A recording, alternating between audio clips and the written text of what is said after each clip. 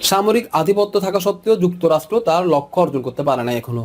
Iran তাদের অনেক গুরুত্বপূর্ণ সামরিক স্থাপনা মাটির গভীরে তৈরি করছে। এসব জায়গা সাধারণত পাহাড়ের ভিতরে বা শক্ত কংক্রিটের নিচে থাকে, যাতে শত্রুপক্ষের বিমান হামলা সহজে ধ্বংস করতে না পারে। যেমন Fordow fuel enrichment plant, Natanz nuclear facility, এগুলোর মতো স্থাপনাগুলো অনেক সুরক্ষিতভাবে তৈরি করা হয়। এ ধরনের ভূগর্ভস্থ ঘাঁটিতে মিসাইল সংরক্ষণ, সামরিক পরিকল্পনা, জরুরি অবস্থায় দ্রুত প্রতিক্রিয়ার ব্যবস্থা রাখা হয়।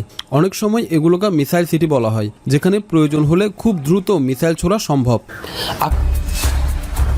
ইরানের পারমাণবিক কর্মসূচির কিছু অংশ মাটির নিচে রাখা হয়েছে।